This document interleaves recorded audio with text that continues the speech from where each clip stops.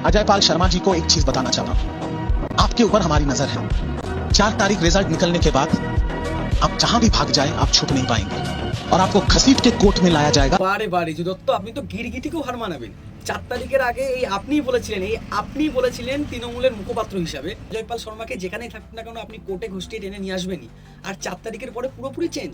আপনাকে দেখে তো গিরগিটিও হাসবে ভাই, আপনাকে দেখে গিরগিটিও লজ্জা পাবে। আপনি গিরগিটির থেকেও ভয়ঙ্কর একজন মানুষ, গিরগিটির থেকে অনেক ভয়ঙ্কর একজন মানুষ। আপনি এখন পিঠ বাঁচানোর ভয় অনেক কিছু বলতে পারবেন। এই একটা সময় বলেছিলেন যে অজয়পাল শর্মাকে যেখানেই থাকুক না কেন 4 তারিখের পরে দেখে নেওয়া হবে। আর আজকে আপনি যখন বিজেপি সরকারে চলে এসেছে এখন আপনি পুরোপুরি পাল্টে যাচ্ছেন পিঠ বাঁচানোর ভয়। এখন আপনি দোষ দিচ্ছেন যে আপনাকে বলানো হয়েছিল। কেন বলেছিলেন আপনি কথাগুলো?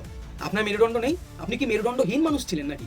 করতাম না আমি এরকম ধরনের পার্টি, যে ধরনের পার্টিকে আমাকে উল্টোপাল্টা বলতে বলা হয়। আপনি ভাবুন তো, যদি তৃণমূল ক্ষমতায় আসতো তাহলে বিজেপির সাধারণ কর্মীদের অবস্থাটা কি হতো?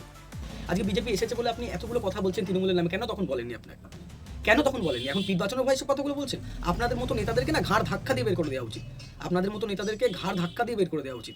এখন আপনি অনেক বড় বড় লেকচার মারছেন, এখন আপনি অনেক বড় বড় কথা বলছেন, এখন খুব ভালো ভালো কথা বলছেন শুভেন্দু অধিকারীর নামে। একটা সময় আপনি শুভেন্দু অধিকারী জায়গায় গিয়ে নন্দীগ্রামে গিয়ে শুভেন্দু অধিকারীকে অনেক ব্যক্তিগত আক্রমণ করেছেন।